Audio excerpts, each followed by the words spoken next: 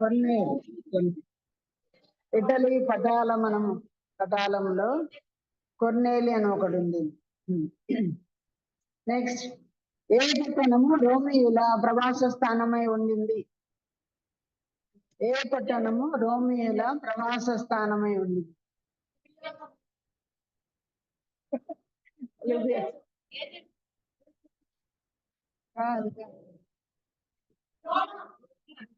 ఊరు ఊరు పట్టణం పట్టణం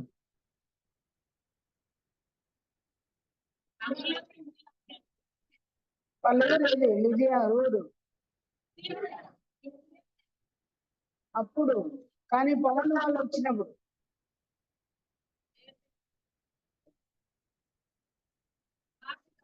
ఆశ కూడా చెప్పేవాడు. ఆశనే ఏ పట్టణంలో ఉండిందా?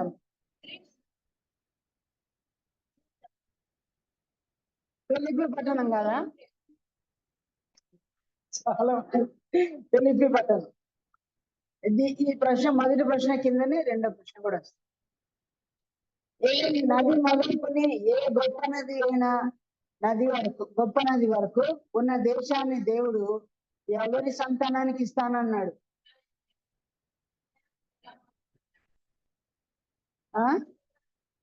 Very good. ఎవరు చెప్పింది? అబ్రామ్.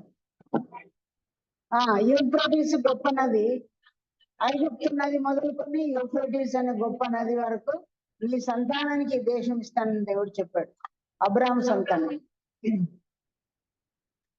నెక్స్ట్, ప్రభువా నీవు లోకమునకు కాక మాకు మాత్రమే నిన్ను నీవు కనబరుచుకున్నట్టుకు ఏమి సంభవించిందని యేసుక్రీస్తును అడిగిన శిష్యుని పేరు ఏంటి? లోకానికి మాత్రం, లోకం కాక మాకు మాత్రమే ఈ సంగతిని తెలియజేశావు కదా అని ఏ శిష్యుడు అన్నాడు? తోమా కాదు, పేతురు కాదు, యాకోబు కాదు, ఆంద్రియా కాదు,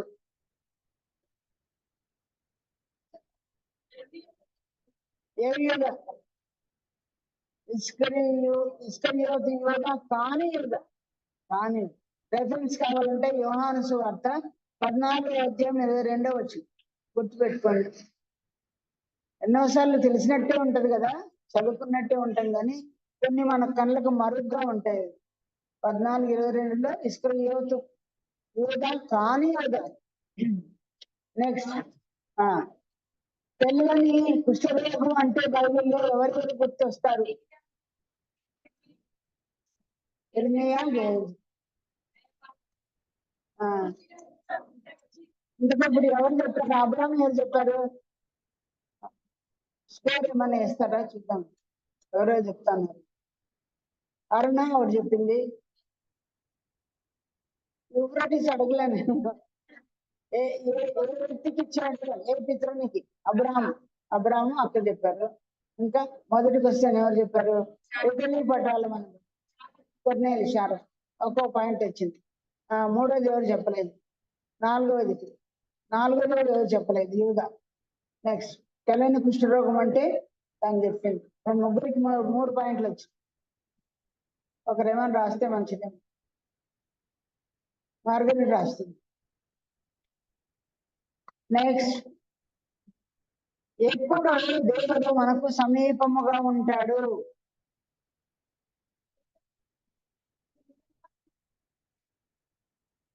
వెరీ గుడ్. మనకు నిజముగా మరిపెట్టి ఎక్కడంటే చెప్పిందా? Very good. ద్వితీయోపదేశకాండం 4:8 మనం మొదటం ఎప్పుడైనా ఆ సమీపంగా ఉండే దేవుడు లాంటి దేవుడు ఎక్కడ కూడా లేడు. కనుక దేవుడు మనకు సమీపంగా ఉండాలంటే మనం ఏం చేయాలా? నేను ప్రార్థన చేస్తాం, నిన్న సమీపంగా ఉంటాడు. ఈరోజు చేయాలనుకోండి, మన ఉదయానికి మర్చిపోతుంది, మనకి ఎంత బలం తగ్గిపోయినట్టు అనిపిస్తుంది. నిన్న గొప్పగా చూసుంటాం కానీ ఈరోజు చేయకపోతే మళ్ళీ దేవునికి మనకు అంతరం పెరిగినట్టే ఉంటుంది. నెక్స్ట్, తన పేరు రాసి, డాష్ కి ఆశపడక నా ఉపదేశమును అంగీకరించుడి.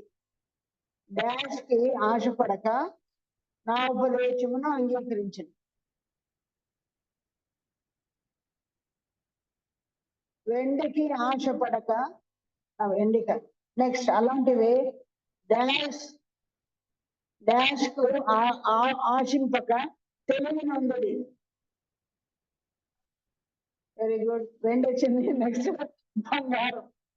బంగారము నేల బంగారం కనుక వెండి బంగారం ఎప్పుడు ఆశించేది మనమే కదా.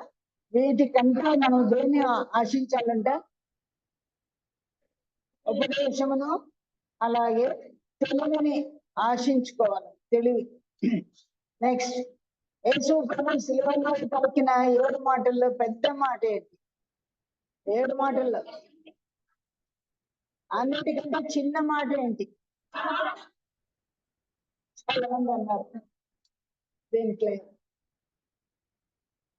నెక్స్ట్ నెత్తి మీద బుగ్గి పోసుకున్న చిన్నది వదిలేవు. మీ పాయింట్. ఆమోసు 5:11 చదివితే మీరు చదివి చెప్పాలి. ఆమోసు 5:11 చదివితే మీకు ఎవరు గుర్తొస్తారు? ఫస్ట్ ఎవరు చెప్తారు?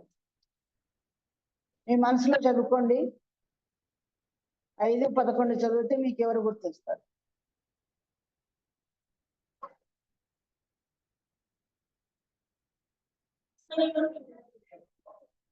ఫస్ట్ తనకే వేసుకోయాలి. డబ్బు కోసం యేసు ప్రభుని నమ్ముకున్నాడు కదా. నెక్స్ట్ గొప్ప విశ్వాసం గల స్త్రీ బైబిల్లో ఎవరు? తనకే. గొప్ప విశ్వాసం గల పురుషుడు ఎవరు బైబిల్? ఏమొకటి అమ్ము.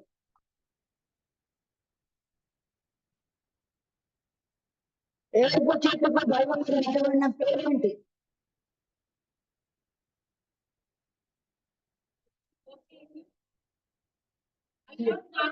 Very good. హలో మన మీటింగ్స్ లో ఇంకో రకమైన క్వశ్చన్ వచ్చింది. ఇప్పుడు దాని పేరు. నెక్స్ట్ యాక్టివిటీ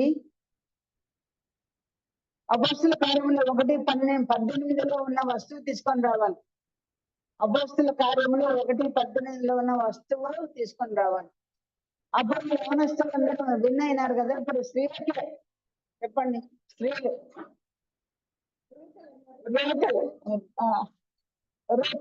చేస్తారా? Very good. ఇద్దరికి ఇచ్చేసి ఒక్కొక్క వాళ్ళిద్దరే కదా. నెక్స్ట్ ఇలాంటిది యెషయా గ్రంథం 23:24.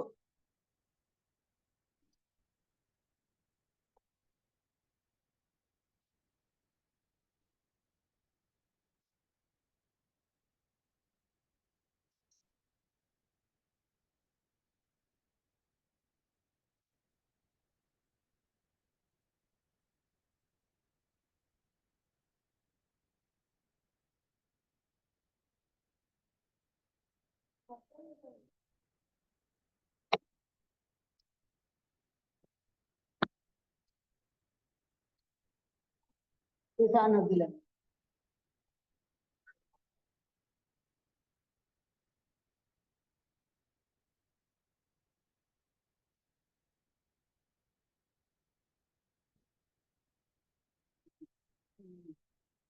మళ్ళీ చూస్తున్నాడు.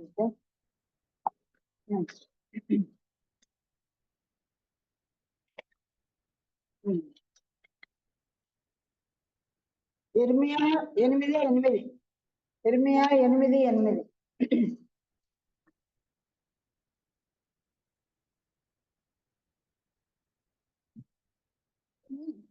త్వరగా గ్రంథం అంటే బైబిల్. Very good. ఫిలిప్పీ 4:3.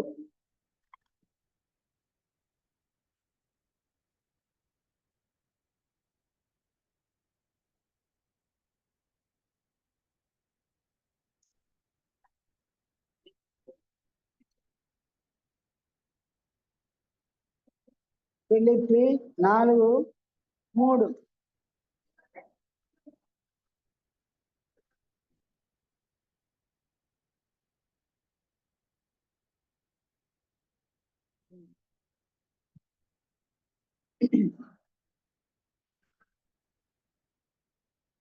ఎవరికి ఇచ్చారు పాయింట్?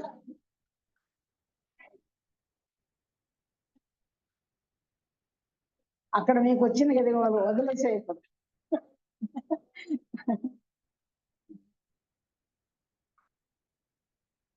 యెషయా గ్రంథం 22:22. యెషయా గ్రంథం 22:22.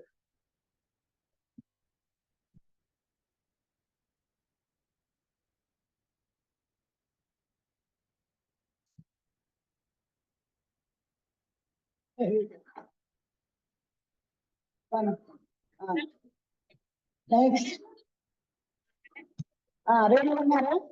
మార్క్స్ వార్త 12:40.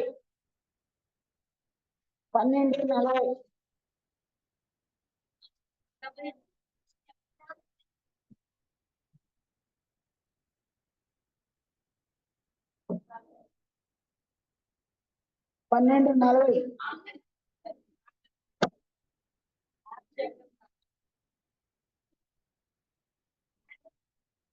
యాక్షన్ కాదు, వస్తువు అన్నా కదా.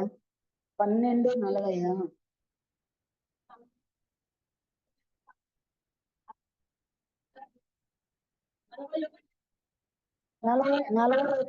41.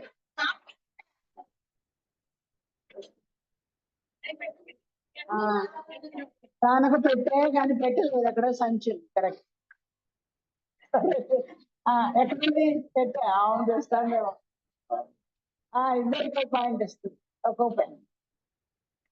లాస్ట్ది ఇలాంటి దాంట్లోనే లాస్ట్ది.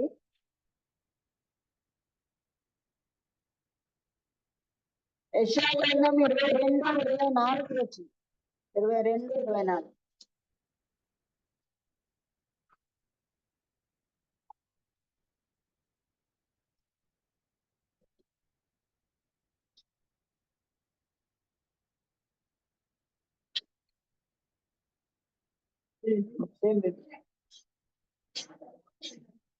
Very good, very good.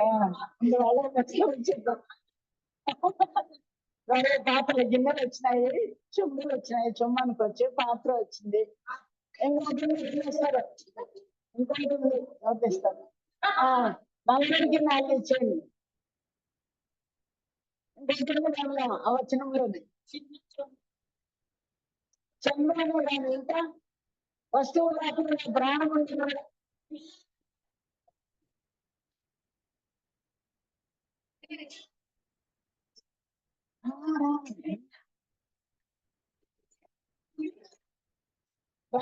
కావాలి కదా.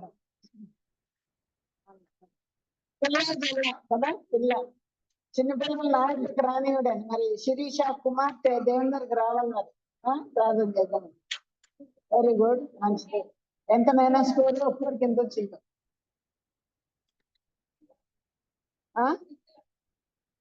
సుశీల 6. 4.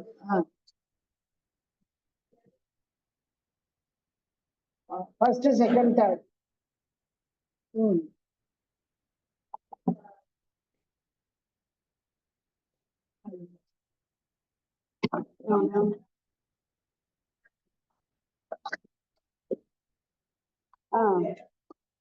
రండమ్మా. First, second, third. 3 వచ్చాయా? 3 వచ్చాయా?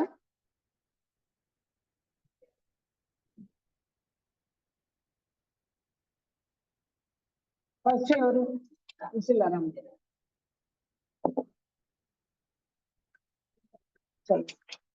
నీవు చేయని పనులన్నిటిలోనూ దేవుడు నీకు తోడై ఉన్నాడు. సెకండ్,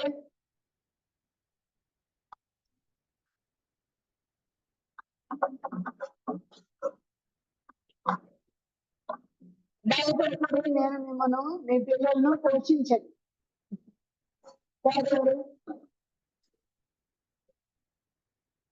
దెబ్బర నీ ఇంటికి సమాధానం మగును రాక. ఎవరు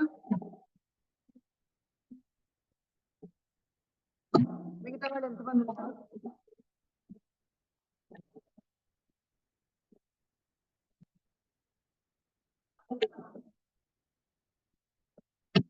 ఎంతమంది అమ్మా?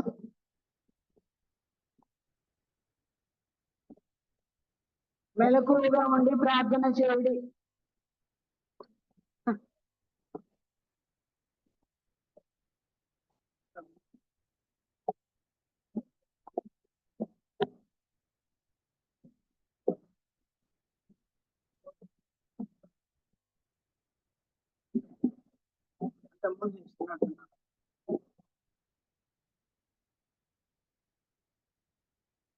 ఇది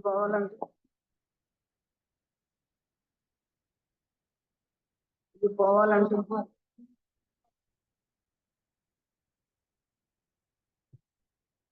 కానీ ఇంకా మిగతా వాళ్ళు ఎంతమంది ఉన్నారు? 6 మంది. రండి మా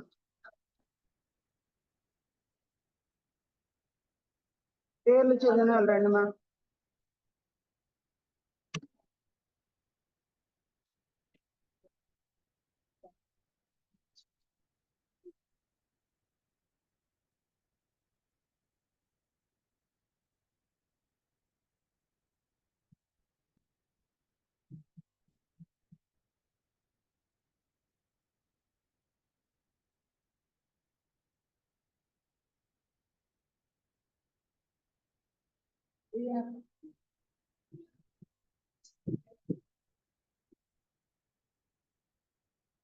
అందరికి వచ్చింది కదా పేర్లు చెప్పిన. దేవుని వాక్యంలోకి వెళ్దామండి. దేవుని వాక్యం కీర్తనలు 63వ అధ్యాయం. కీర్తనలు 63వ అధ్యాయం.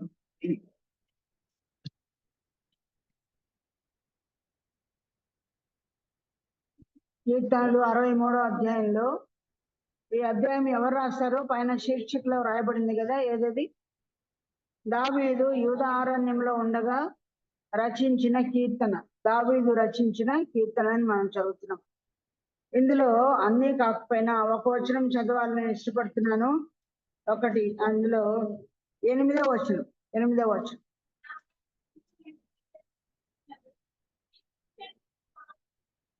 చాలు. నా ప్రాణము నిన్ను అంటి వెంబడించుచున్నది, నీ కుడి చేయి నన్ను ఆదుకొనుచున్నది.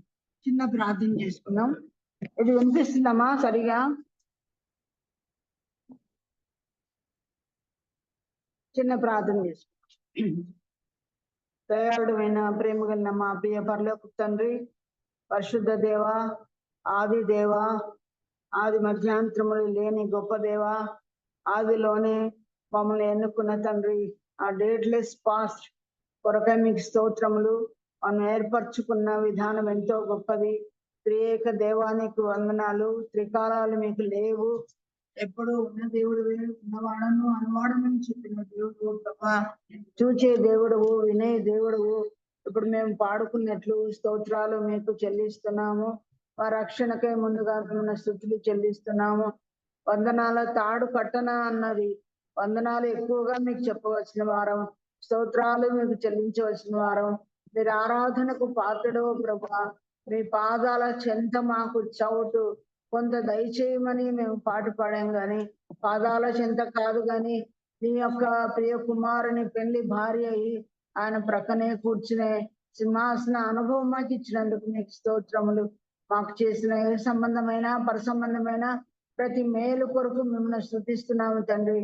లెక్కలేని మేలు మా పట్ల చేశారు, మీకు కృతజ్ఞతలు చెల్లించుకుంటూ ఉన్నాము. అధములమైన మమ్మల్ని పరలోక మట్టుకు ప్రేమించారు, ప్రియ కుమార సింహాసనం మట్టుకు ప్రేమించారు. దేవా, మీ వాక్యం ఇచ్చారు. మీ వాక్యం అనే ఉపదేశం వెండి కంటే బంగారు కంటే మేము కోరదగింది, ఆశించదగింది అని మీరు చెప్పారు. శ్రేష్టమైన ఉపదేశం అని ఇప్పుడే పాడుకున్నాం. ఆ శ్రేష్టమైన ఉపదేశం మాకు తెలియజేయండి. అనేక సార్లు ఈ గ్రంథంలోని మాటలు మేము చదువుకుంటున్నాం కానీ గ్రహించలేం ప్రభా. ఆయన మా మేధస్సుతో కాకుండా నీ ఆత్మతోనే ఈ సంగతులు మాకు వివరింప చేయమని నిష్ప్రయోజకులను సెలవు చాటును మరువు చేసి కనపడి మీరే మీ స్వరాన్ని వినిపింప చేయమని, వచ్చిన ప్రతి ఒక్క బిడ్డకు ఆశీర్వాదం దయచేయమని, విజులో తోడుగా ఉండి రజస్లో కూడా తోడుగా ఉన్నందుకు మీకే స్తుతులు స్తోత్రములు చెల్లిస్తూ యేసు ప్రభు దివ్య నామమున స్తుతించి వేడుకొని ప్రార్థిస్తున్నాం తండ్రి, ఆమేన్. 63వ అధ్యాయంలో నన్ను ఆకర్షించింది, నాకు దేవుడు ఈ ఉపదేశం ఇచ్చింది ఈ మాట మీదనే. అన్ని ఉపదేశాలు బాగానే ఉన్నాయి, కానీ నా హార్ట్ కు టచ్ అయినది నా దినపాఠాలు నేను చదువుకుంటున్న సమయంలో దేవుడు నాకు ఇచ్చిన వర్తమానాన్ని మీతో పంచుకోవాలని ఇష్టపడుతున్నాను. ఇప్పుడు మనం చదువుకున్న మాట 8వ మాట, నా ప్రాణము నిన్ను అంటి వెంబడించుచున్నది. దావీదు ప్రాణం అంట ఎవరిని అంటుకొని ఉందంట? దేవుణ్ణి అంటుకొని. పురుషులు బెల్ట్ వేసుకుంటారు కదా, అది అంటుకొని ఉంటుంది శరీరానికి, నడుముకు అంటుకొని ఉన్నట్లు. మనం బ్లౌజ్ అంటుకొని, చీరన్నా కొంచెం లూజ్ ఉంటుంది కానీ బ్లౌజ్ అంటుకొని ఉన్నట్లు కదా. నా స్పెక్ట్స్ నన్ను, మీ స్పెక్ట్స్ మిమ్మల్ని అంటుకొని ఉన్నట్లు, దూరం ఏమీ లేదు. అట్లాగూ మన ప్రాణము కూడా ఎవరిని అంటుకొని ఉండాలి? దేవునికి మనకు మధ్యలో దూరము ఒక 4000 అంత బెత్తడి దూరంగా ఉండకూడదు కదా. దాన్ని ఏమంటాం? భార్యాభర్తలు హత్తుకొని ఉండుట అనేది ఎట్లుందో అలాగ ప్రభువుకి మనకు మధ్యలో వెంట్రుక దూరేంత స్థలము కూడా ఉండకూడదు అని చాలా సార్లు మనం వింటున్నాం. దావీదు యొక్క అనుభవం కదా. కొన్నిసార్లు అంటాడు, మరణమునకు నాకు కొంచెమే తప్పని అన్నాడు. మరొక చోట ఏమన్నాడు? అడుగు మాత్రమే ఉంది అన్నాడు. కానీ మనకు ప్రభువుకు ఎంత దూరం ఉంది, ఎంత దగ్గర ఉన్నాం మనం అనేది మనం క్వశ్చన్ చేసుకోవాలి. అందరూ ప్రభు నమ్ముకున్న వాళ్ళం, ప్రభు మన హృదయంలో ఉన్నాడు ఆత్మరూపంగా మనతో ఉన్నాడు. కానీ మన అనుభవం ప్రభువుతో ఎలా ఉంది? దూరంగా ఉన్నామా? యేసు ప్రభుకు 12 మంది శిష్యులు కదా, ఆయనకు దగ్గరగా ఉండే శిష్యులు ఎంతమంది? ముగ్గురు. ఆ ముగ్గురులో మళ్ళీ ఎద మీద ఆనుకున్నవాడు యోహాను. కానీ మిగతా వాళ్ళు ఎక్కడున్నారు? కొండ మీద వెళ్ళుంటే కొండ కింద ఉండేవాళ్ళు 9 మంది. దూరంగా శిష్యులమే, కానీ దూరంగా ఉన్నామా? మన అనుభవం యేసు ప్రభుతో ఎలా ఉంది? అంటుకొని ఉన్నాడంటే ఇంకేం లే, ప్రభువు ఆయన ఇద్దరు అతుక్కుని ఉన్నట్లే. మన అనుభవము వ్యక్తిగతంగా మన అనుభవం ఎలా ఉందో మనము క్వశ్చన్ చేసుకున్నాం.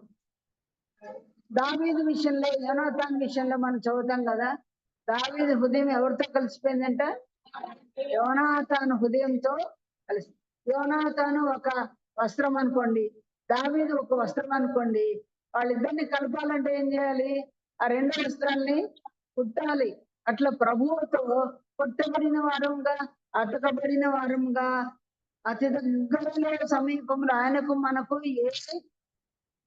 ఏమంటారు? వారధి అవసరం లేకపోతే ఏ ఎడము లేకుండా మనము జీవిస్తూ ఉన్నామా? ఎంత దూరంలో ఉన్నాము? ఎంత దగ్గరగా ఉన్నాము? యోహాను దగ్గరగా ఉన్నామా అనేది ఈ పాఠం యొక్క అర్థం. మరి అలాగే మనము దగ్గరగా నుండి వెంబడించు వారంగా ఉన్నామా? నా ప్రాణము నేను అంటి వెంబడించుచు ఉన్నది. అంటి వెంబడించుచున్నది అంటే చెట్లలో ఒక చెట్టును గురించి బైబిల్లో రాయబడింది. యోహాను సువార్త 15వ అధ్యాయంలో ఏ చెట్టు? ద్రాక్ష చెట్టుని గురించి చూద్దాం. ఆ మాట చాలా చక్కగా సరిపోతుందని నాకు అనిపిస్తుంది. 15వ అధ్యాయం యోహాను సువార్త 15వ అధ్యాయము 5వ వచనం చదువుతారు ఎవరైనా?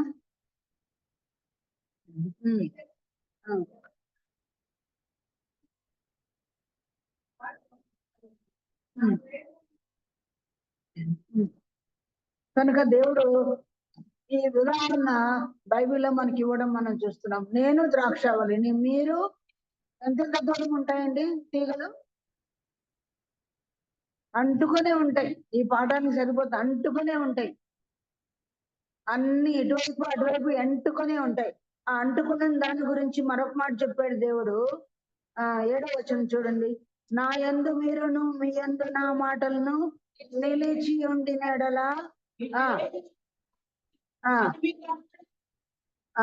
కనుక నిలిచి ఉండి వాడిని దేవుడు అత్తుకొని ఉన్నవాడు అంటున్నాడు. ఎవరు అంటే మనము దేవునికి దూరంగా ఉన్నట్టు మనకు అనిపిస్తుంది భౌతికంగా, కానీ మన అనుభవం ఎట్లుండాలంట? ఆయన మాటలు మనలో నిలిచి ఉన్నట్లయితే తీగలు వృక్షానికి అంటుకుని ఉన్నట్లే. కనుక దీని యొక్క మరొక అర్థం ఏంటంటే, ఆ ప్రభు అనే చెట్టులో ద్రాక్షవల్లిలో ఉన్న మనలో ఆయన మాటలు నిలిచి ఉంటే మనం కూడా ఆయన అంటి ఉన్నట్లే. నిలిచి ఉండాలి అంటే ఎలా నిలిచి ఉంటాము? నిలిచి ఉండడం అంటే అర్థం ఏంటో మనం చూద్దాం. 6వ అధ్యాయం చూడండి. ఈ భాగం మీద మీ వేలు అలాగే ఉంచుకొని 6వ అధ్యాయము 56వ వచనం. యోహాను 6:56.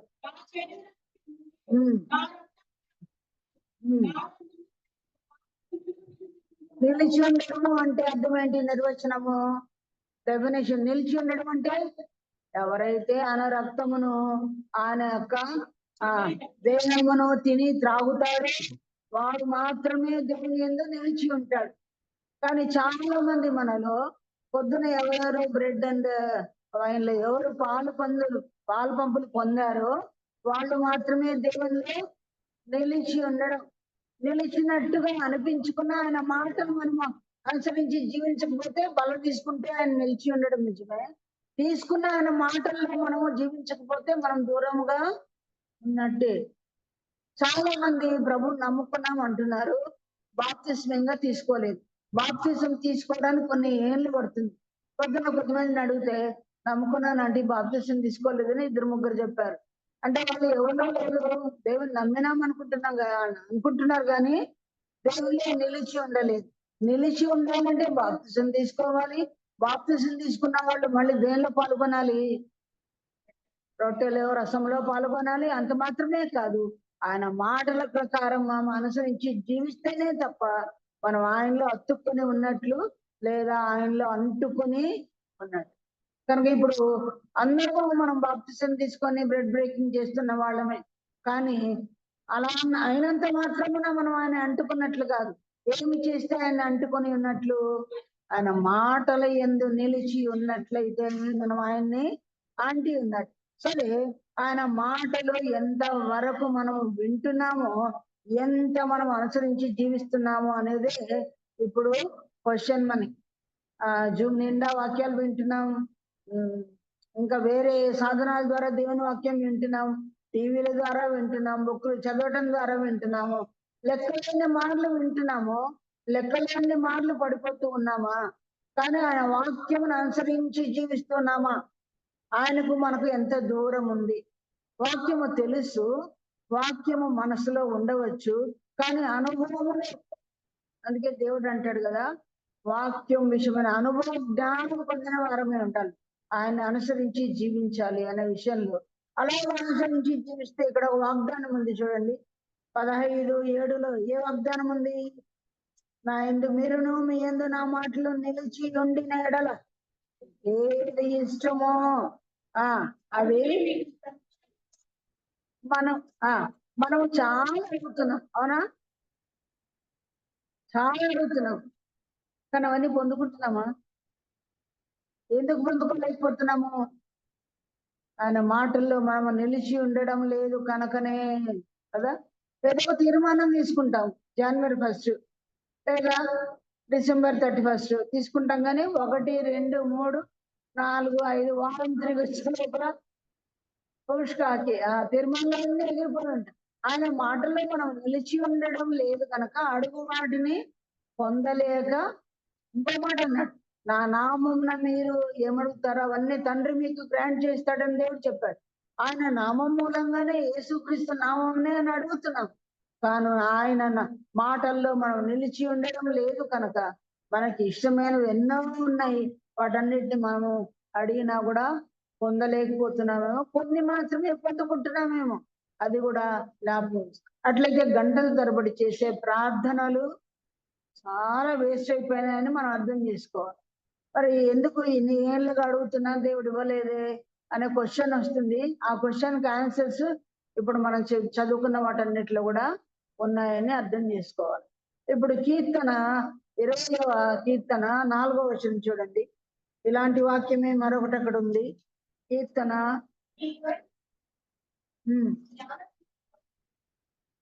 ఇక్కడ దేవుడికి ఇట్లా చెప్పాడు, నీ కోరికను సిద్ధింపజేస్తాను, నీ ఆలోచన యావత్తును సఫలపరుస్తానన్నాడే.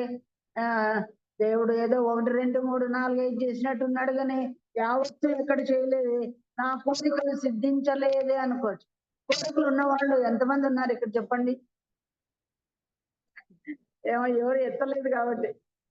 నాకు కోరికలు ఉన్నాయి కదా, మీకు లేవా? చాలా మందికి లేనట్టే ఉన్నాయి. లేవా? ఉన్నాయి మరి. కొద్దిమంది ఇట్లా ఎక్కుతారు, కొద్దిమందికి ఏమి లేనట్టే ఉన్నారు.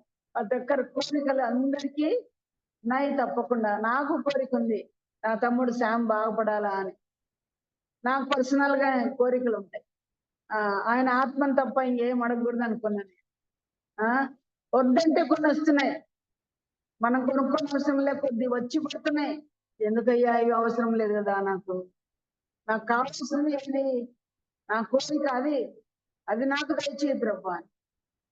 కనుక మన కోరికలు దేవుడు సిద్ధింపజేస్తాడు. ఎట్టి కోరికలు అయితే సిద్ధింపజేస్తాడు అది కూడా మనం చూద్దాము. నా కోరిక సిద్ధింపజేస్తాడు. ఎంతమంది కోరికలు దేవుడు సిద్ధింపజేస్తాడు? 145వ కీర్తన 116వ వచనం చూడండి. 145వ కీర్తన 16.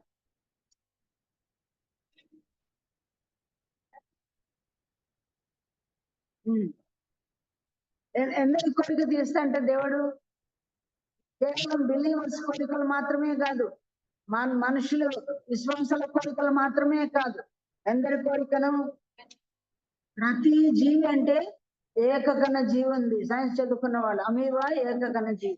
ఏకకణ జీవి మొదలుకొని బహుకణ జీవులు సముద్రంలో ఉన్నాయి కదా, ఆ తర్వాత పక్షుల్లో ఉన్నాయి, ఆ తర్వాత చలించే ప్రతి మృగము ఉంది, మరి ఏమంటారు ఆ జంతువులు ఉన్నాయి. ప్రతి జీవి కోరికను దేవుడు తృప్తిపరుస్తాడు. మరి ఈ జీవులకి ఏం కోరుకుంటుందబ్బా? జీవులకి ఏం కోరుకుంటుంది? 136వ కీర్తన చూడండి. 136వ కీర్తన 26వ వచనం, 26వ లేదు 24, 25 చదవండి. సారీ 130.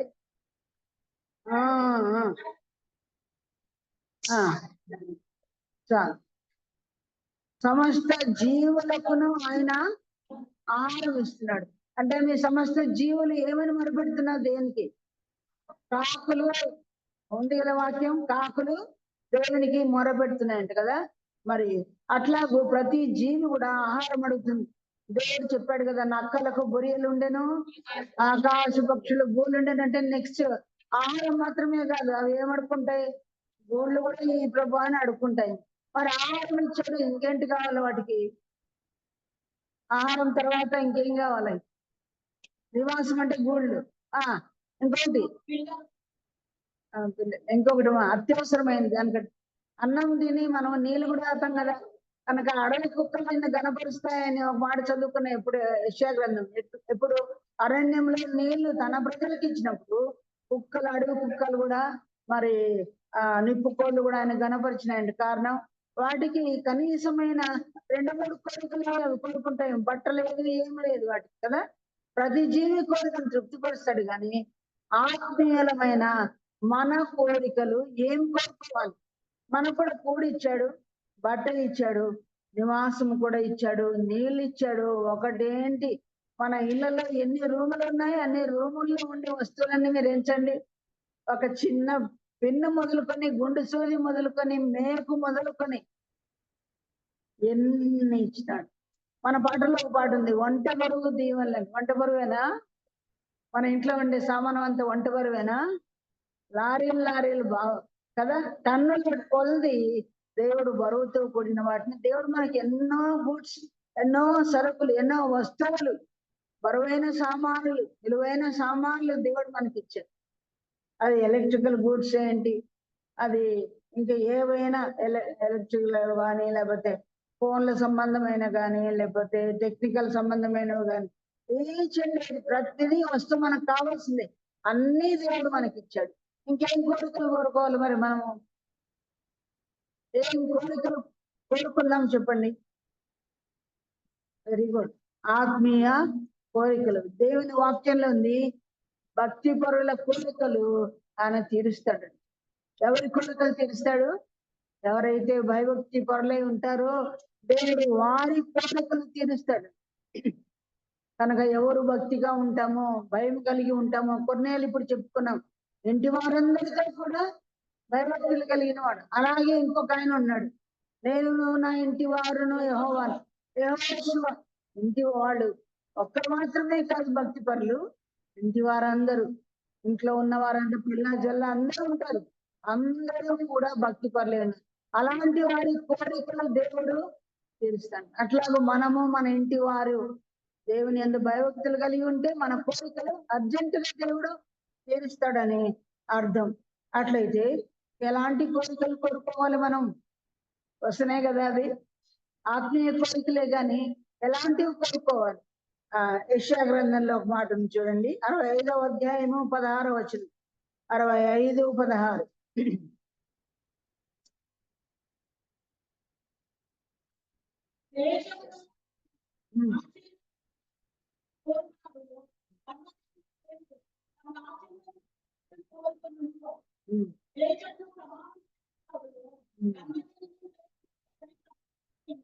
ఏమని కోరుకోవాలంట 16వ వచనంలో? తనకు ఆశీర్వాదము కలగాలని కోరుకున్నాను. ఏ ఆశీర్వాదం? ఆశీర్వాదాలు చాలా రకాలు ఉన్నాయి, అవునా? ఏది ఫస్ట్ ఏ ఆశీర్వాదం కావాలి? ఫస్ట్ ఆశీర్వాదం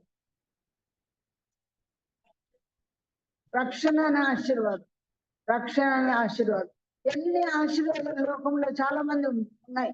మోడీకి ఉన్న ఆశీర్వాదాలు చాలా, చంద్రబాబు నాయుడుకు చాలా ఉన్నాయి, జగన్ కు చాలా ఉన్నాయి, మంత్రులకు చాలా ఉన్నాయి. కానీ మనకు కూడా చాలా మంది ధనికులకు ఎన్నో ఆశీర్వాదాలు ఉండవచ్చు. కానీ మొట్టమొదటి ఆశీర్వాదం ఏంటంట? కోరుకోరు రక్షణ. లేకపోతే ఏమున్నా కూడా పెద్ద సున్నా. పిల్లలు ఏదో పాడారు కదా, మన హీరో ఏదో పాడుకుంటారు, పెద్ద జీరో అంట. రక్షణ లేకపోతే పెద్ద జీరోనే. మన ఇంట్లో వాళ్ళు, ఆస్తిపరులు, బంధువులు, పేరుగాంచిన వాళ్ళు ఎంతమంది ఉండొచ్చు మనం, మన యొక్క బంధువుల్లో కూడా. వాళ్ళకి మనం చెప్పాలి, ఒకవేళ ఇవన్నీ ఈ లైఫ్ ఉన్నంత వరకే, ప్రాణం ఉన్నంత వరకే. ప్రాణం ఈ బొందుడిని ప్రాణం వెళ్ళిపోయిన తర్వాత ఎంత ఆశీర్వాదం ఉన్నా, వెండి బంగారులు ఉన్నా, మనులు మాణిక్యములు ఉన్నా, మధ్యలో యేసు లేకపోయినా పెద్ద సున్నాని. కనుక మొట్టమొదటి ఆశీర్వాదం రక్షణ. ఇక్కడ రక్షణ అందరికీ ఉందని నేను నమ్ముతున్నాను కదా. ఇప్పుడే వచ్చిన సోదరి అండి, 2 లక్ష్మీలు కదా. ఎప్పుడు మీకు రక్షణ వచ్చింది? నిన్న లేక మొన్న ప్రభుని నమ్ముకున్నారు, అర్థమైందని హృదయపూర్వకంగా తీర్మానం చేశారు. మరి కొద్దిమంది 2 పిల్లలు కూడా తీర్మానం చేశారు. రక్షణ అనే ఆశీర్వాదం దేవుడు మనకి ఇచ్చాడు. నెక్స్ట్ ఏ ఆశీర్వాదం కోరుకోవాలి మనము? ఆశీర్వాదాలు ఒకటైతే చాలా, పరంపర రావాలి మనం. ఆ ఆశీర్వాదం ఏంటో ఇప్పుడు మనం చూద్దాం. లూకాసు వార్తలో 11వ అధ్యాయం 12వ వచనం. ఆత్మీయమైన ఆశీర్వాదాలు ఏవేవి? లూకాసు వార్త 11:12. కాబట్టి మీరు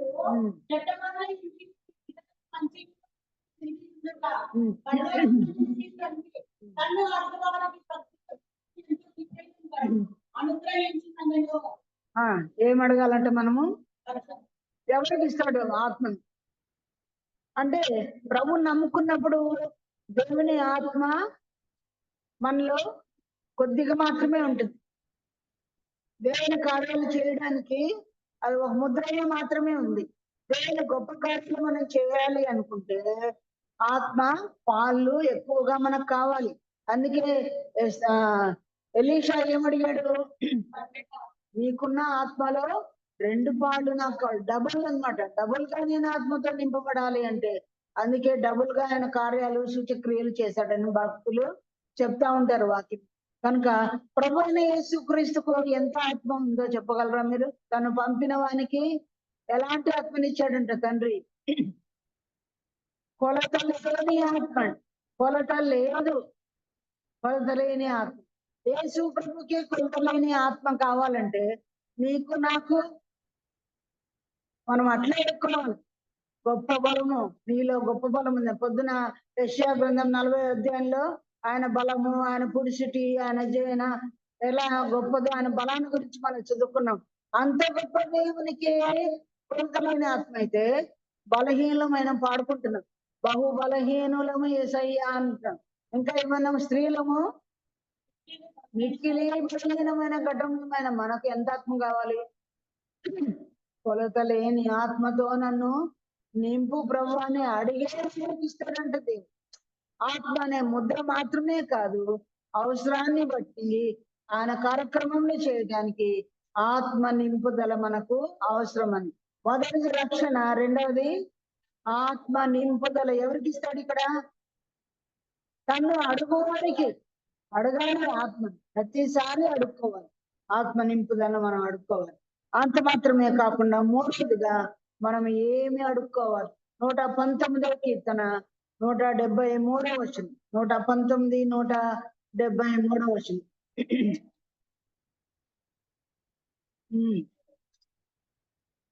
ఏం కోరుకుంటున్నాడు భక్తుడు ఇక్కడ? నీ ఉపదేశం నేను, నీ కోరిక మనలో ఉందా? ఉదయం లేస్తూనే ప్రభా నీ ఉపదేశాలు, నీ చట్టాలు, నీ రూల్స్, నీ రెగ్యులేషన్స్, నీ ఆజ్ఞలు. ఆయన అంటాడు కదా, నీ ఆజ్ఞల మార్గమున నేను పరిగెత్తుచూ ఉన్నానని. మనం ఆజ్ఞల మార్గం పరిగెత్తుతున్నామా, వాగ్దాన మార్గాన్ని పరిగెత్తున్నామా?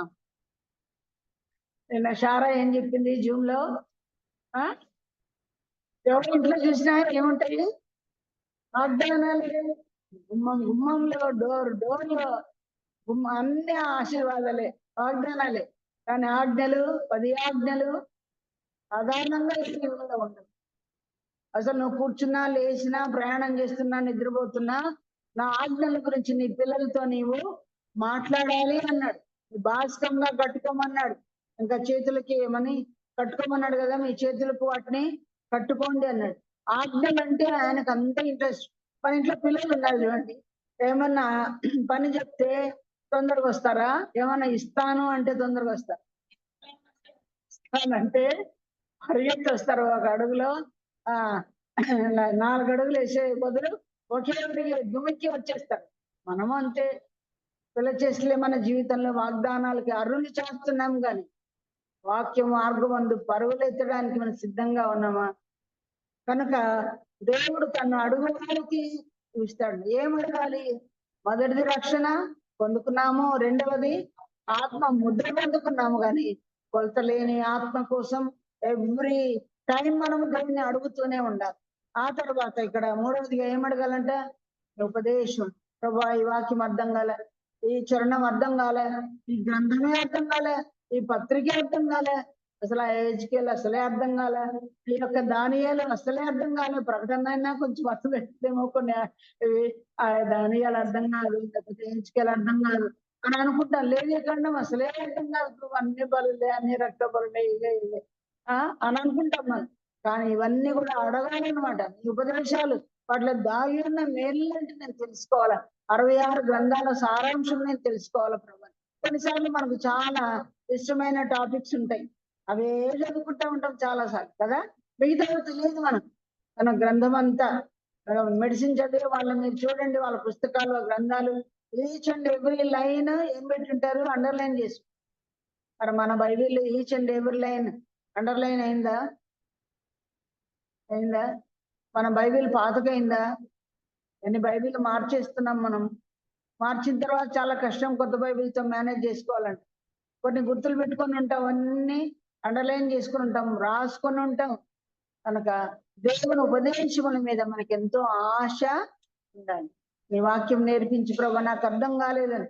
భక్సింగ్ గారు ఎప్పుడు ఎలా చదివేవారంట బైబిల్ని? మోకాళ్ళ మీద. ఆయన కార్పెట్ గుంతలు పడిందంట, మోకాళ్ళు ఊని కనుక అది సాక్ష్యంగా ఉంది. కనుక మోకాళ్ళతో చదవడం, ఆయన ఉపదేశాలు నేర్చుకోవడం ఎంతైనా మనకి క్షేమకరం. ఆ తర్వాత మనము 4వదిగా ఏం తెలుసుకోవాలో చూడండి, ఏమి కోరిక మనము కోరాలో. ఒకసారి మనం విన్నాం కదా ఇంతకుముందు, ఆయన ఎందుకు బైబిల్ తిరగాల వారి కోరికను దేవుడు వింటాడని మనం విన్నాం. ఒకసారి ఒక వ్యక్తి నా యజమానుడు నా ఏళ్ళు వాని దగ్గర ఉండాలని కోరుకుంది ఒక వ్యక్తి.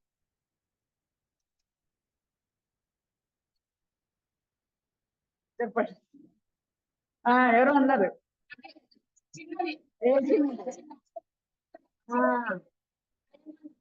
ఇశ్రాయేలు దేశపు చిన్నది కోరిక కోరింది. ఎలాంటి కోరిక? అసలు ఆమె అక్కడికి ఎట్లొచ్చింది? సిరియనులో గుంపులు గుంపులుగా వచ్చి దండెత్తుకుంటూ వచ్చారు. ఇశ్రాయేలులో కొద్ది మందిని చెరపట్టుకొని పోయారు. ఆ చెరపట్టబడిన వారిలో ఈ అమ్మాయిని దాసిగా పెట్టుకున్నారు. ఎవరు? నయమాను తీసుకుని ఆ భార్య దగ్గర పరిచర్యకు ఆమె ఉంది, పరిచర్య చేస్తుంది. ఆయన ఏరోగిని చదువుకున్నాము, కుష్ఠరోగికి ఇంట్లో ఉన్నప్పుడు ఆ అమ్మాయి ఏమనుకోవాలి, పోయి పోయి పోయి పోయి ప్రభువా దాసిని తీసుకొచ్చావు, అమ్మా నాన్న మీద కోరిక లేదు, ఆ రోగం ఉన్నవాని ఇంట్లో ఉండాల్సి వచ్చింది, ఎప్పుడెప్పుడు వెళ్ళిపోదామా, పారిపోయి వద్దామా, ఈ కోరికలు లేదు. ఏం కోరిక? నా యజమానుడు నా ఏజమాని దగ్గర ఉండవాలని కోరుచున్నాను. చిన్న పిల్లల కోరికలు ఏముంటాయి చెప్పండి? తినేవి, త్రాగేవి కదా, ఆట బొమ్మలు, లేకపోతే కొంచెం ఎదిగిన ఒకవేళ 16 ఏళ్ల చిల్లదేమో ఏమో యవనస్తురాలు ఏమో, ఆ అమ్మాయి యవనస్తులతోనే గడపాలనుకుంటుంది. ఇప్పుడు అందరూ సెల్ ఫోన్ల మీదనే ఉన్నారు. మగ పిల్లలు అయితే క్రికెట్ ఆడుకుంటా ఉంటారు, గ్రౌండ్ లో కనిపిస్తారు. మరి కొద్దిమంది బజార్లలో తిరుగుతూ ఉంటారు, సాయంత్రం ఇంట్లోనే ఆ ఉండరు చాలా మంది. కానీ ఇలాగే కాదు, ఆ పాప కోరిక ఆయన ఎందుకు భయపడతాడు? నా బిడ్డ కోరిక ఏంటి? నా యజమానుడు నా ఏజమాని వద్ద ఉండవాలని నేను ఎంతో కోరుచున్నాను. మామూలు కోరిక కాదు, ఎంతో కోరిక. ఇలాంటి కోరికలు ఇక్కడున్న మనలో ఎవరికైనా ఉన్నాయి. ఆ అమ్మాయికి ఉంది రక్షణ, వాళ్ళ అమ్మ నాన్నప్పటి కొండి ఉండవచ్చు కదా, వాళ్ళు ఇష్టాలు. కానీ ఇప్పుడు ఎవరింట్లో ఉందో శత్రువు యొక్క ఆ యొక్క రక్షణ కోసం ఆ బిడ్డ, మన ఇంటి వరకే రక్షణ ఉందేమో, మన బంధువులకు రక్షణ లేదేమో, మన కజిన్స్ కి లేదేమో, మన ఇన్లాస్ కి అత్తమామలకు లేదేమో, అన్నదమ్ములకు లేదేమో, అక్క చెల్లెళ్ళకి లేదేమో, అంత భక్తి కూడా మనకు లేదేమో, వాళ్ళ మన శత్రువులకే రక్షణ లేదేమో. అటువంటి వారి విషయంలో మన కోరిక ఏంటి? ఏమని కోరుతాం మనం? ఆయన ఉపదేశంలో మాత్రమే కాదు, ఇతరుల రక్షణ, మనము చూసే ప్రతి వ్యక్తి యొక్క రక్షణ మనం కోరుకోవలసిన వారంగా ఉంది. అనేక సార్లు బస్సులో వెళ్తా ఉంటాం, మనం ఒక్కరే రక్షించబడి ఉంటాం కదా. ఒక యాక్సిడెంట్ అయినా మనం వెళ్ళిపోతాం దేవుని దగ్గరికి, వాళ్ళందరి రక్షణ కొరకు మనం ప్రార్థన చేయాలి. ట్రైన్లో వెళ్తుంటాం, ప్రతి పెట్టెలో ఉన్న వ్యక్తి కొరకు, ఆ యొక్క డ్రైవర్ల కొరకు, ఆ విమానంలో వెళ్తుంటారు క్రూ సిబ్బంది అందరి కొరకు మనం ప్రార్థన చేయాలి కదా. ప్రతి ఒక్కరి కొరకు మనం ప్రార్థన చేయాలి. మనుషులందరి కొరకును, రాజుల కొరకును, అధికారుల కొరకు ప్రార్థన అన్నాడు దేవుడు. అందరి కొరకు ప్రార్థన చేయాలి, వారి రక్షణ కొరకు వేడుకోవాలి. వేడుకోవడం చేస్తున్నాం, ప్రయత్నం కూడా చేయాలి కదా. ప్రయత్నించి ఆమె కోరిక నెరవేరిందా లేదా? చిన్న పాప మాట ఎవరైనా పట్టించుకుంటారా? అందులో ఆయన ద్వారానే ఆ దేశానికి జయము దేవుడు ఇస్తున్నాడండి. ఆ పిల్లని దేవుడు అక్కడ పంపించడంలో పర్పస్ ఏంటి? దేవుని ఉద్దేశం ఏంటి? ఆ ఇంటి ఆయనకు రక్షణ, ఆ ఇంటి మొత్తంగా రక్షణ. సిరియా దేశంలో ఎవరైనా ఇప్పుడు బిలీవర్స్ ఉన్నారంటే కారణం ఎవరు? చిన్నమ్మాయే. ఒక దేశానికి రక్షణ తీసుకుని వచ్చిన చిన్నది. మన ద్వారా ఎంతమందికి రక్షణ? మన చర్చిలోనే చాలా మంది రక్షణ లేని వాళ్ళు వస్తున్నారు పోతున్నారు, వస్తున్నారు పోతున్నారు. ఒక అమ్మాయి సౌజన్య అనే అమ్మాయిని కొన్ని నెలలుగా నేను వెంబడిస్తున్నా, ఇస్తుంది ఫోన్ నంబరు, ఎప్పుడు ఎత్తవు కదమ్మా అంటే, లేదంటే ఇదే నా నంబర్, ఉంటానంటుంది. కొన్ని నెలలుగా దొరకలేదు. కారణం రక్షించబడినామంటే లేదు, చాలా కష్టాలు ఉన్నాయి. సరే ఫోన్లో నేను చెప్పున్నాను నీ కష్టాలని చెప్పిన, ఇంతవరకు కష్టాలు కూడా ఎంతో మంది లేదు. అట్లాంటి వాళ్ళని వెంబడించాలి. నేను అనుకుంటా, ఏ ప్రభా చాలా మందికి ఫోన్ చేస్తున్నా, వాళ్ళు ఎత్తనే అని అనుకుంటాను. అంటే ఎందుకు దేవుడు ఇంత ఆలస్యం చేస్తుందంటే, నేను ఇంకా ఎక్కువ ప్రార్థన చేయలేం వాళ్ళ కోసం, ఇంకా ఎక్కువ ప్రార్థన అవసరమేమో అని చెప్పి అనుకుంటా ఉంటాను. కనుక చాలా మంది మనకు తారసపడతారు, వాళ్ళని అడగాలి, ప్రతి ఒక్కరిని అడగాలి. మన ఆయన ఏం పేరు, మన దొరగారి పేరు వాక్స్దర్ గారు. ఆయన ఒక పత్రిక వచ్చేది మనకి, ఆ పత్రిక పేరు క్రైస్తవ నిరీక్షణ. చిన్నప్పుడు మా అమ్మ నాన్న చదివేవాళ్ళు, నేను కూడా చదివాను. ప్రతి దాంట్లో మెసేజ్ చివరిలో ఆయన ఏం చెప్తాడు తెలుసా?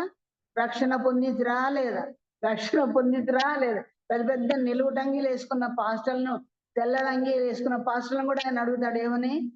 రక్షణ ఉందా అంటే అట్లా చదువుకుని పాస్టర్లు అయిన వాళ్ళు చాలా మంది ఉన్నారు, మార్మన్స్ లేని పాద్రీలు ఎంతమంది ఉండేవాళ్ళ దినాలు ముఖ్యంగా అని అడిగేవాళ్ళు. సిగ్గు లేకుండా, భయం లేకుండా ప్రతి ఒక్కరిని మనం అడగాలి. మనం అడగవలసిన, మనం ఎన్నో మాటలు మాట్లాడతాం, పిచ్చాపాటి మాటలు. కానీ అత్యవసరమైన ప్రశ్న ఏంటంటే రక్షించబడ్డావా లేదని. చాలా మందికి మన ఇంట్లోనే బంధువులకే లేదేమో, అల్లుళ్ళకే లేదేమో, కోడళ్ళకే లేదేమో, సరైన అనుభవం లేదేమో. మీరు మారు మనసుకు తగిన ఫలములు ఫలించుడు అని కూడా దేవుడు అన్నాడు కదా. త్రాగుబోతులు ఎంతమంది ఉన్నారో మన బంధువులు. త్రాగుబోతులు ఎవరు దేనిలో ప్రవేశించరంట? దేవుని రాజ్యంలో ప్రవేశించరు. కనుక కొద్దిమంది తప్పులు ఒప్పుకొని ఉంటారు, కానీ ఆ యొక్క ఒప్పుదలకు మారు మనసు తగిన ఫలితం వారి జీవితంలో ఉండదు. అలాంటి వారిని కూడా మనం హెచ్చరించవలసిన వారంగా ఉన్నాం. సరే, అంత మాత్రమే కాదు, 2వ కీర్తనలో చూడండి, 2వ కీర్తన 8వ వచనం. 2వ కీర్తన 8వ వచనం.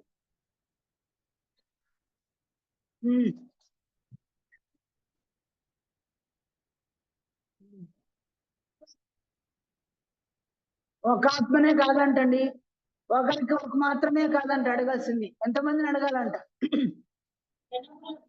జనమున్నాడుకు స్పష్టంగా ఇస్తాను. ఇంకా మీ అనంతపూర్ మాత్రమే కాదు, మన ఇల్లు మాత్రమే కాదు, వీధులను అడగాలి.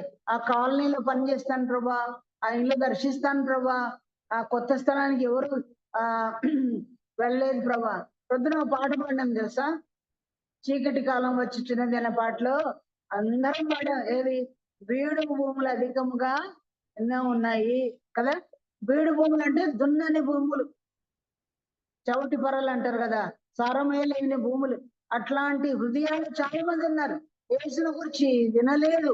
అలాంటి వారికి ఏదో మాటలు మనమే పెట్టుకొని వాళ్ళు మాట్లాడిస్తే మనం మాట్లాడేది కాదు, వాళ్ళు బిర్రుగా ఉంటే మనం బిర్రుగా ఉండేది కాదు, కల్పించుకొని ఆ దేవుని గురించి మనము ఎట్లయినా ప్రభా ఏ క్వశ్చన్ వేయాలి, ఎలా కల్పించుకోవాలి ప్రభా, ఎలాగో టాక్ మొదలు పెట్టాలి, సంభాషణ అడిగి మనము ప్రతి ఒక్కరికి మనం రుణం ఉన్నామంట కదా. ఏం రుణం ఉన్నాము?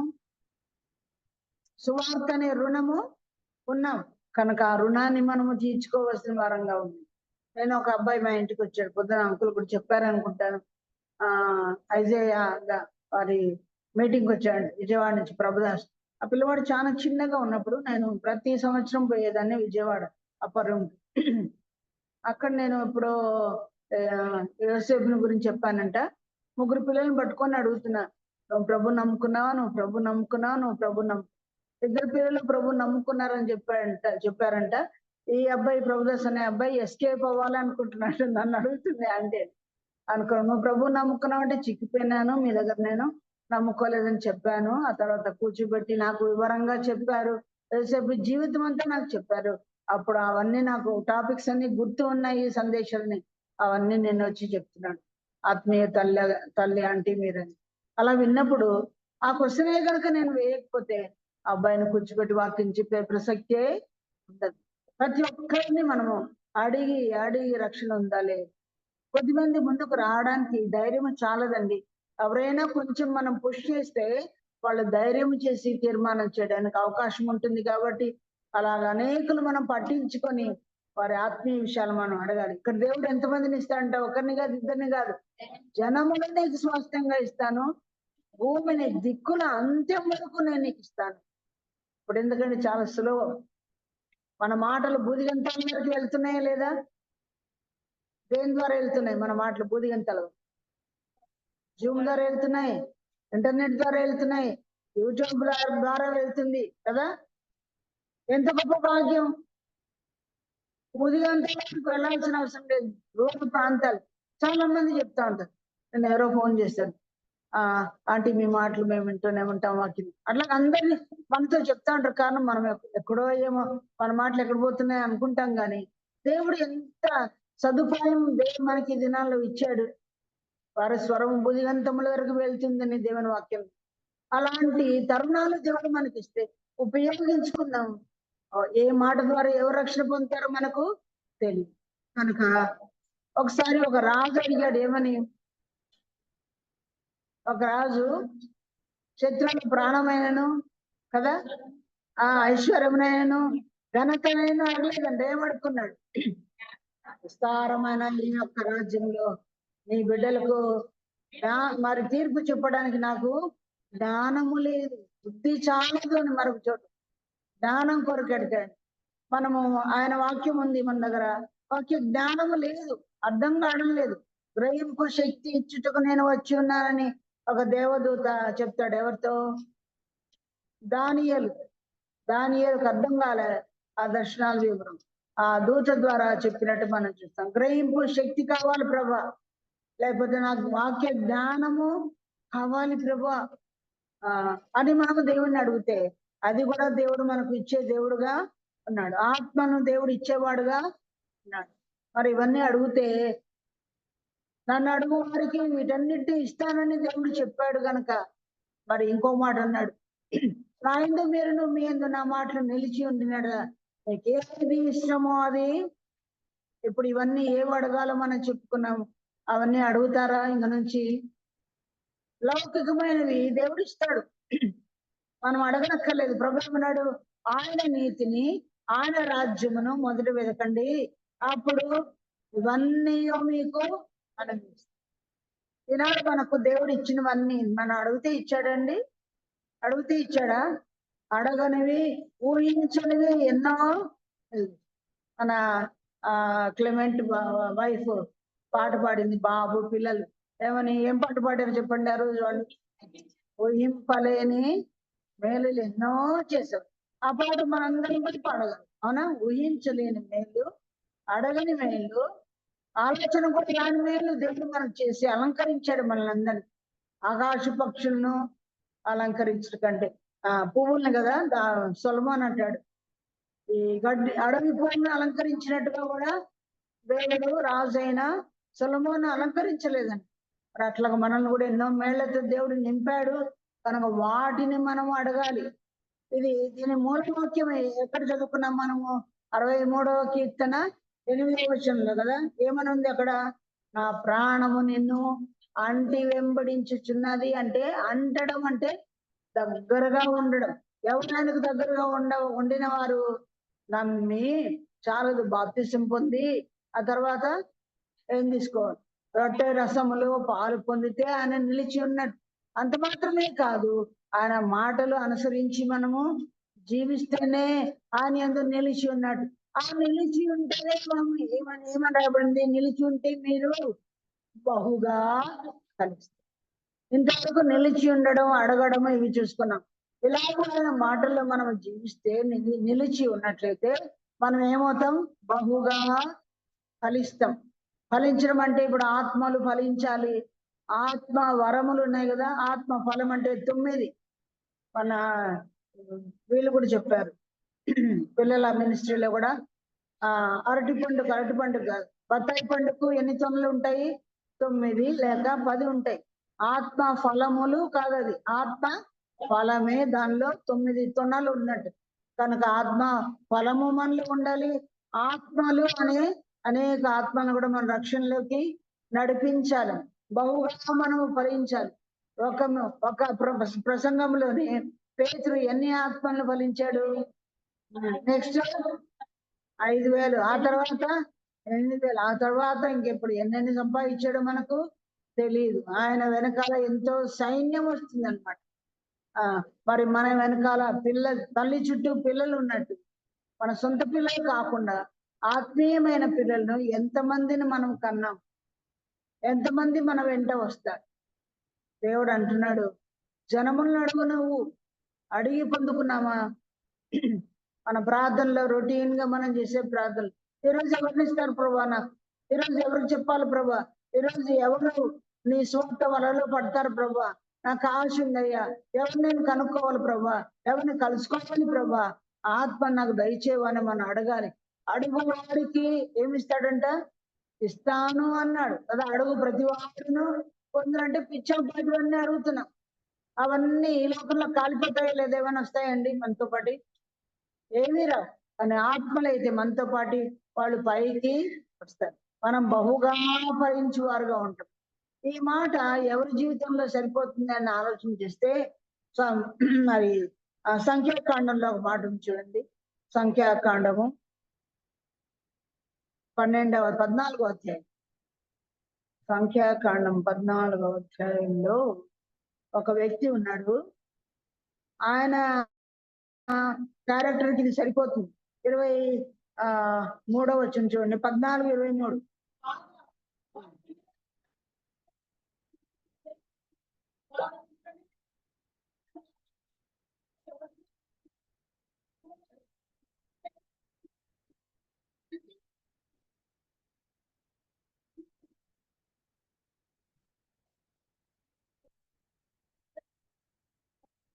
ఎవరినంట దేవుడు అన్నాడు, పూర్ణ మనసుతో తన్ను ఏం చేశాడంట, అనుసరించాడంటే అంటి ఉన్నాడని చెప్పొచ్చా, నిలిచి ఉన్నాడని చెప్పొచ్చా? అవునా? ఆయన అంటి ఉన్నాడు, యెహోవా దేవుని అంటుకునే ఉన్నాడు, ఆయన మాటల్ని అంటుకునే ఉన్నాడు, ఆయన అనుసరించి జీవించాడు. ఆ హేతువు చేత అతడు పోయిన దేశంలో అతన్ని ప్రయాణంలో ప్రారంభంలో ఉన్న వాళ్ళందరూ ప్రవేశించారండి. ఎవరు ప్రవేశించారు? ఇద్దరు తప్ప. అబ్బో, పోయేటప్పుడు ఎంతమంది? 6 లక్షల పాదచారు. 6 లక్షల పాదచారులో -2 అయితే మిగతా అందరూ కూడా ప్రవేశించారు. సన్నిధి సంహారకం చేత అక్కడక్కడే 38 ఏళ్ళు తిరిగి ఈ రోజు కొద్దిమంది, రేపు కొద్దిమంది, అట్లా 38 సంవత్సరాలు చచ్చిపోవడానికే పట్టిందంట. మనం కూడా చాలా ఏండ్లుగా ప్రభువుని నమ్ముకొని ఆయనలో తిరుగుతున్నట్టే ఉంది, వస్తున్నట్టే ఉంది, పోతున్నట్టే ఉంది. పరలోకానికి చేరడానికి మనం సిద్ధంగా ఉన్నాం. కారణం ఏంటంటే కొద్దిమంది అలక్ష్యము చేశారంట. పై వచనంలో ఉంది, చదివింది చారా ఇప్పుడు.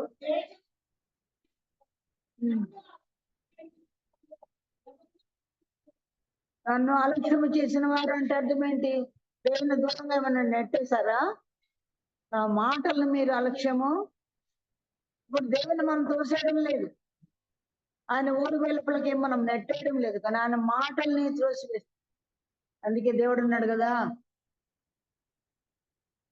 నా యొక్క నామము కంటే వాక్యమును ఆయన గొప్ప చేశాడు. ఆయన పేరు యేసుక్రీస్తు. 1,00,000 పేర్లు ఉన్నాయని. ఆయన పేరు ఆయనకి ఇంపార్టెంట్ కాదంట. ఏది ఆయనకి ఇంపార్టెంట్? నా మాటలు మీరు నిలిచి ఉన్నారా లేదా? నా మాటలు ఎన్నో వింటున్నారు, అలక్ష్యం చేశారా? ఆ దేశంలో ప్రవేశించే ఆధిక్యతను వాళ్ళు కోల్పోయినట్టుగా చేస్తారు. అంతెందుకండి, ఒక చిన్న మాటలో పొరపాటు చేశారు. ఎవరు? ఆ దేశంలో ప్రవేశించాడా? మన మన లెవెల్లో మనకు అది తప్పే కాదు. వల్గర్ లాంగ్వేజ్, బూత్ మాటనా? కానే కాదు. వాళ్ళు చాలా సతాయించారు, 40 ఏళ్ళు ఏడిపించారు. సామెత 7 చెరువుల నీళ్లు తాపించినారు. 7 చెరువులు చెమ్ము కూడా తాగలేము మనం. 7 చెరువుల నీళ్ళంటే అంత సతాయించారు, అంత బేజారు పట్టించారు. వీళ్ళు నేనే కన్నానా అన్నాడు కదా ఆయన. అంత బేజారు. ఆయన ఒక్క మన ద్రోహులారా అన్నాడు. ఆయన పిల్లల విషయం ఆయనకి ఎంత రోషం ఉంది. నా పిల్లలు నువ్వెందుకు అంటున్నావు అనడానికి నీకు ఎన్ని గుండెలు, నీకెంత తాహత, నీకు ఎవరిచ్చారు ఈ లైసెన్స్ అని. తనకు ప్రియులారా, ఆ దేశంలోకి మనం కూడా వెళ్ళిపోబోతున్నాం కదా, పరలోకంలోకి. మన మాటల్లో ఏదైనా దిద్దుకోవాలేమో, మన చేష్టలు ఏది దిద్దుకోవాలేమో, మన యొక్క తేడా ఏ విషయంలో తేడా చేస్తున్నామో, ఏ విషయాల్లో అపవిత్రత ఉందో, ఏ విషయంలో దేవుని సన్మానించడం లేదేమో, ఏ మైనర్ డిఫెక్ట్ అయినా మన జీవితంలో ఉందేమో, వాక్యం ద్వారా మనం సరి చేసుకొని లక్ష్య పెడుతూ ఆయన మాటలు లక్ష్య పెట్టిన వాళ్ళు బహుగా ఫలిస్తారని నేర్చుకున్నాం. ఏమేమి అడగాలో కూడా మనం నేర్చుకున్నాం. అలాగే చేయడానికి దేవుడు తన కృపను మన ఎడల విస్తరింపచేయండి. మనం కానుకలు సమర్పిస్తూ ఉండగా మన పాటల పేపర్లో 8వ పాట పాడు.